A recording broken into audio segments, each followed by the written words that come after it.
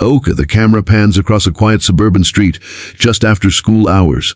Backpacks swing lazily as students walk home in the golden light of sunset. Suddenly, a commotion breaks the calm. 3 girls push someone to the ground near the bus stop. Books scatter across the pavement.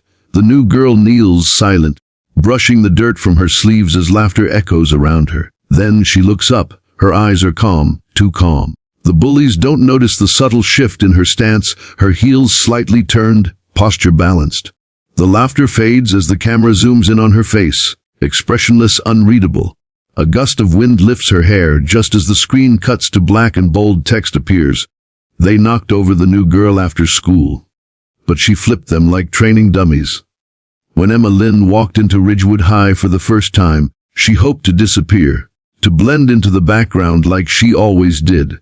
Her family had just moved from another state after her father's job transfer, and all she wanted was a quiet year where she could focus on her grades and maybe join the art club. But in every high school, silence has a way of drawing the wrong kind of attention. By the second week, everyone had heard the whispers. The new girl barely talks. She's weird. She doesn't even have social media. And the ones who whispered the loudest, the trio who ruled the school, Brooke, Kayla, and Tessa, self-proclaimed queens of popularity. It started small. A bump in the hallway that made Emma drop her books, Snickers in the cafeteria when she sat alone. Then, one rainy Friday afternoon, things went too far. Emma was walking home when she heard footsteps behind her. "Hey, new girl." Brooke's voice sliced through the drizzle. Emma turned. 3 figures in matching cheer jackets were following her. "We were just wondering, do you ever talk? Or are you too shy to even say hi?" Emma clutched her bag. "I just want to go home," she murmured. Tessa laughed. "Home? Maybe you should crawl there."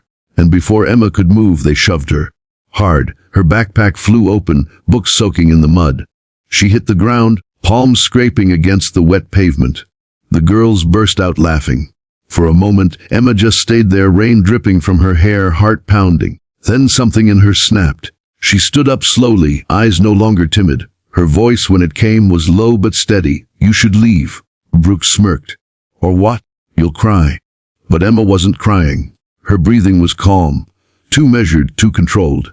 When Tessa moved to shove her again, Emma caught her wrist midair. A fluid motion, quick and deliberate. And in a blink, Tessa was on the ground, gasping, shocked. Brooke's jaw dropped. "What the? How did you?" Before she could finish, Emma sidestepped, pivoted, and flipped Kayla over her shoulder with flawless precision. The thud echoed across the street. The bullies scrambled back, wide-eyed, drenched in fear now instead of rain. Emma didn't chase them. She just picked up her bag, wiped her hands, and walked away in silence. That night, the video hit social media, shaky footage from a bystander. The quiet new girl flipping 3 cheerleaders like trained martial artists. It went viral within hours. Comments flooded in. "Who is she? She moves like a pro. She didn't even hit them. Just defended herself?" By Monday, the whole school knew her name. Teachers whispered, students stared. Even the bullies avoided her gaze. But Emma hated every second of it. She hadn't come here to fight. She just wanted peace. Her secret, however, was out. She'd been training in martial arts since she was 6. Her late mother's wish. Her mom had been a police officer who always told her, never use strength to harm. Use it to protect. And that was what haunted Emma most. She hadn't wanted to fight. She just couldn't stay down anymore. At lunch, a boy named Luke sat across from her. "That was insane," he said, grinning. "You flipped Brooke like a movie stunt." Emma smiled faintly. It wasn't about fighting back. It was about stopping it. Luke nodded. "Yeah, well, maybe that's what this school needed. Someone who's not afraid to stand up." Over the next few weeks, Emma noticed something changing. The hallways felt lighter. The whispers softened. Even Brooke started walking alone, her group scattered after the humiliation. But deep down, Emma knew things weren't over, because bullies don't forget humiliation easily, and revenge was brewing. It started again 1 month later. Notes stuffed into her locker, shoes stolen from the gym, nasty comments whispered behind her back.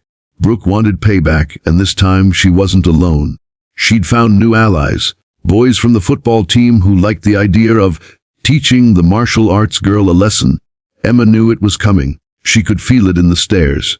But she refused to fight back in anger. Her mother's words echoed in her mind.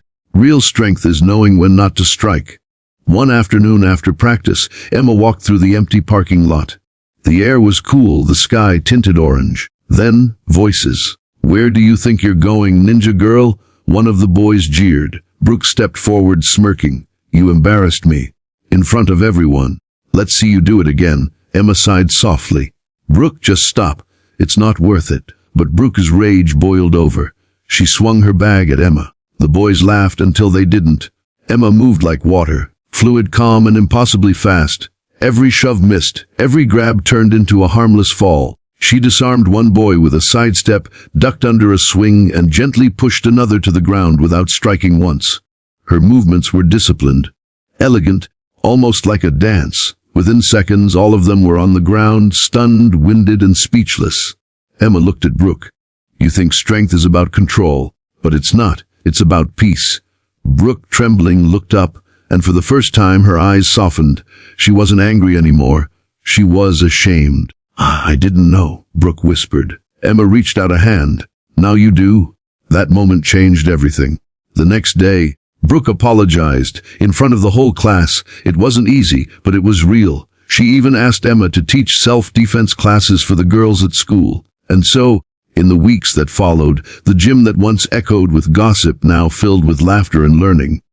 Emma taught not just kicks and flips, but courage, how to stand tall, not with fists but with dignity. Luke filmed the classes, uploading snippets with her permission. Soon, the story of the quiet new girl who fought back with grace went viral again. Not because she defended herself, but because she inspired others to do the same. ENDMGCNE. The video fades to the present day. Emma, standing at the front of a local community center, teaching young girls how to defend themselves. A quote from her mother is written on the wall behind her.